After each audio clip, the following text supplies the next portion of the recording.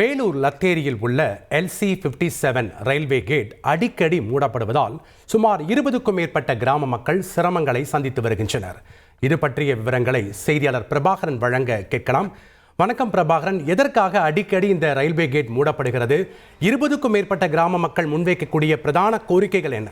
வேலூர் மாவட்டம் லத்தேரி பக்கத்தில் இருக்கக்கூடிய LC57 இந்த ரயில்வே கேட்டானது தினந்தோறும் அடிக்கடி மூடப்படுறதாகவும், இந்த ரயில்வே கேட் அடிக்கடி மூடப்படுறதுனால 20க்கும் மேற்பட்ட கிராம மக்கள் பாதிப்படைகிறதா சொல்லி நேற்றைய தினம் லத்தேரி பேருந்து நிலையத்தில் கவன ஈர்ப்பு ஆர்ப்பாட்டமும் நடத்தியிருந்தாங்க.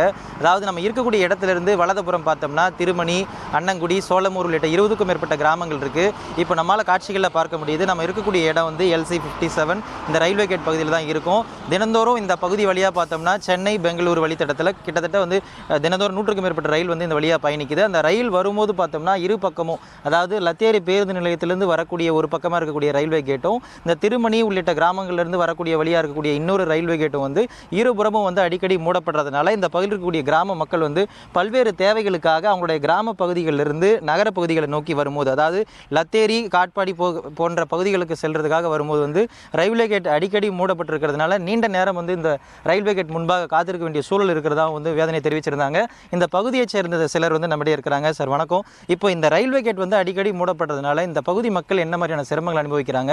நீங்க எந்த மாதிரியான சிரமங்களை இது வரைக்கும் நீங்க அனுபவிச்சிருக்கீங்க சார்? சார், எங்க கிராம மக்கள் இதனால என்னென்ன பிரச்சனை ஃபேஸ் பண்றாங்க, குறிப்பாக ஸ்கூல் பசங்க மினிமம் ஒரு ஹவர் லேட்டாக போகிறாங்க. அது மட்டும் இல்லாமல் நோயாளிகள் நிறைய பேர் பார்த்தீங்கன்னா என்னோட ஃப்ரெண்டோட அப்பா கூட பார்த்தீங்கன்னா கடந்த மாதத்தில் ஆம்புலன்ஸ் ஃபோன் பண்ணி 1 ஹவராக இங்கே தான் இருந்துச்சு, கேட்டை கிராஸ் பண்ணி வர முடியல.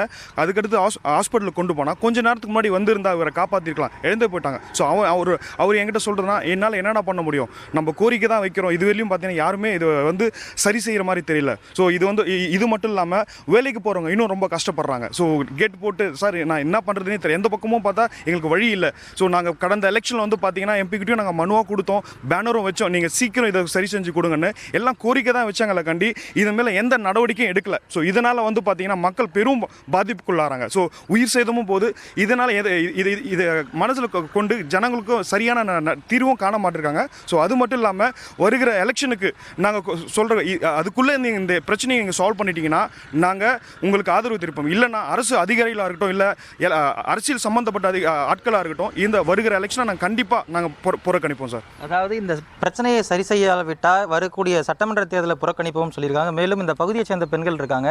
அம்மா, உங்கள் பசங்க நிறைய பேர் ஸ்கூல்லாம் படிக்கிறாங்க இந்த கிராமத்தில் இருக்கவங்க. நீங்கள் தினந்தோறும் இந்த ரயில்வே கேட் மூடப்பட்டனால என்ன மாதிரியான பிரச்சனையை நீங்கள் சந்திக்கிறீங்க? என் பேர் விஜயலட்சுமி, நான் லத்தேரி கிராமத்தில் வசிக்கிறேன்.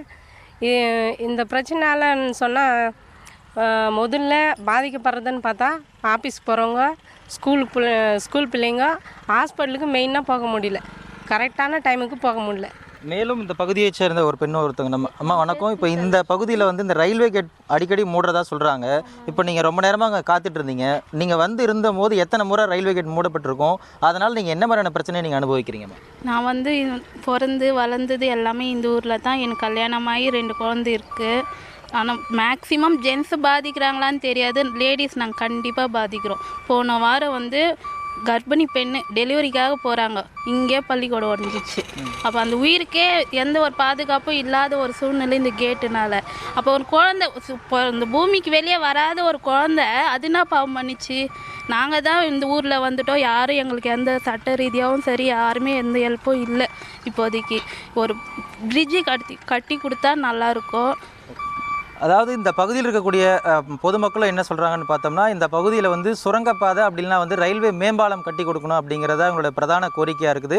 ஏற்கனவே பல முறை கோரிக்கை விடுத்தும் இது வரைக்கும் நடவடிக்கை எடுக்கல. உடனடியாக இதுக்கான நடவடிக்கை எடுக்கணும். நடவடிக்கை எடுக்காத பட்சத்தில் வரக்கூடிய சட்டமன்ற தேர்தலை புறக்கணிப்போம் அப்படிங்கிறது தான் இந்த பகுதி மக்களோட கோரிக்கையாகவும் எச்சரிக்கையாகவும் இருக்குது.